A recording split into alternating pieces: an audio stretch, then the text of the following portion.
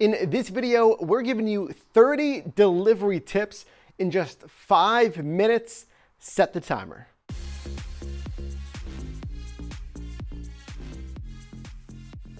Get a larger delivery bag like a catering bag, or at least one other regular hot and cold bag, as you will have multiple bag orders. Number 2, regardless of the delivery app that you're driving on, when arriving to the restaurant and entering, always have your phone ready with the customer's order pulled up. You'll need this if you need to verify the customer's order. Number 3, speeding or driving recklessly will not save you time and not get you more tips. Slow down, enjoy the ride. Number 4 is kind of a hack for you. Consider turning on your passenger seat warmers to keep your customer's order just a tad bit warmer. Number 5, if you're driving on an app that asks you to deliver to the customer's front door, have your hot and cold bag ready with the food inside and actually unzip the hot and cold bag, but don't remove the food just yet. When the customer opens the door and you greet them, at that point, remove the food. This is showing them, hey, your food has been kept insulated in this hot and cold bag, and it also prevents any awkward fumbling with the bag as you struggle to open the bag in front of the customer. Number 6, if you're unsure if you're at the exact house or apartment complex, use Google Maps Street View to see the exact building. Number 7, if available, make sure to read the restaurant pickup notes. Sometimes there's some good tips in there on how to park or enter the restaurant. Number 8, when you are getting another hot and cold bag, try to get one from one of these companies like Postmates or DoorDash. What I find is that the workers in the restaurant immediately see the logo on the bag and they can clearly see you're here for a pickup. Now, if you get a generic hot and cold bag, perhaps you won't stand out. That's just what I've seen in my experience. This could help you get noticed even faster in a packed restaurant. Now, of course, you just want to get in and out. You're going to flag someone down anyway, but if a worker happens to see that before you can get somebody, even better. Number 9, never leave an order unattended at a front door or a porch. Most of these companies, their policy states if you're unable to get a hold of the customer, if you're calling, texting, ringing a doorbell, knocking on the door and you can't reach the customer, you can either dispose of the food or you can keep the food. Number 10, trade address is not necessary in most markets when it comes to delivery. Now, if you do want to have some kind of logoing from one of these companies on your vehicle just to distinguish that your vehicle is doing a delivery, feel free to do so. Number 11, hey, some customers prefer to give you a cash tip. So when you're making that drop off to the customer, don't just instantly go to turn away and leave. Give it a half second just to make sure you may not receive a cash tip. Number 12, most customers understand that delays happen. Don't stress out about it. And again, certainly don't speed to make up for it. Number 13, unlike rideshare with delivery, you can bring a buddy while you do your deliveries. So feel free to bring a +1 while you drive your routes. Number 14, if you plan on doing a lot of delivery runs, I recommend investing in a larger pizza bag.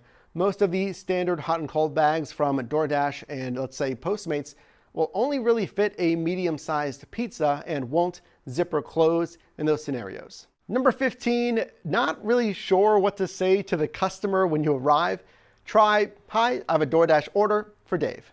Number 16, remember that some of these apps actually have the customer meet you at your vehicle. So when you are getting close to their destination, just make sure you're driving safely, be on the lookout, and present yourself well, as this could be the time to earn a tip.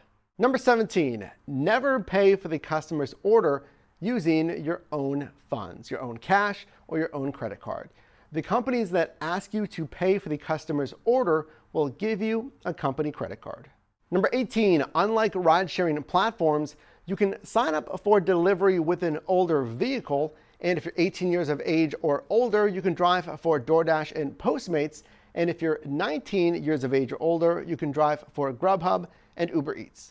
Number 19, if you're driving on Amazon Flex, in my opinion, the Amazon Flex in-house navigation is very poor. Make sure to not only use the mandated Amazon Flex navigation, but also use your own Google Maps or Waze consecutively as well. Number 20, you do not get paid from your current destination to the restaurant.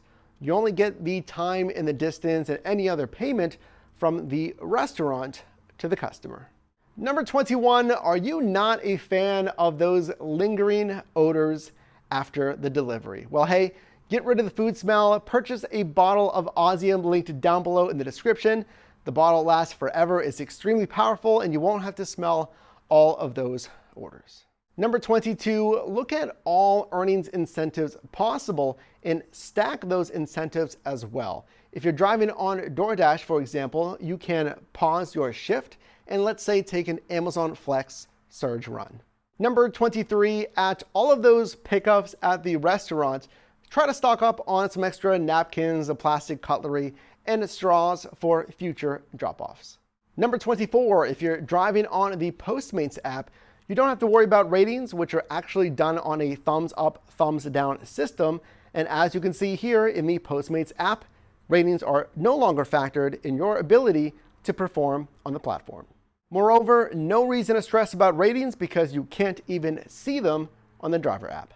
Number 25, speaking of Postmates, make sure to keep your phone juiced up as Postmates will automatically log you off at 10% power. Number 26, are you unsure where exactly the customer's building is in a large complex?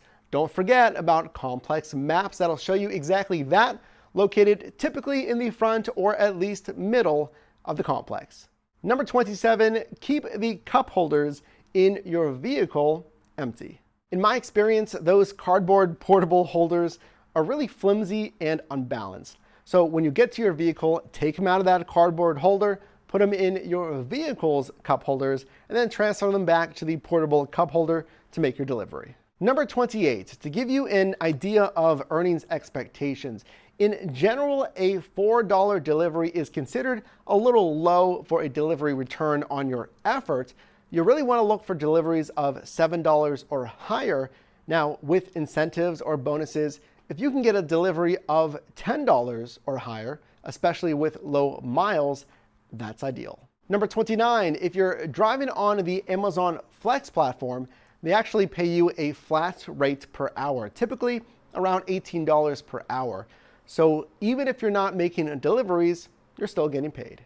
And number 30, make sure to sign up for as many apps as possible. Keep your options open. Check the links down below in the description for more. Your driver Mike here. I do appreciate you watching. Leave a like if you enjoyed the video.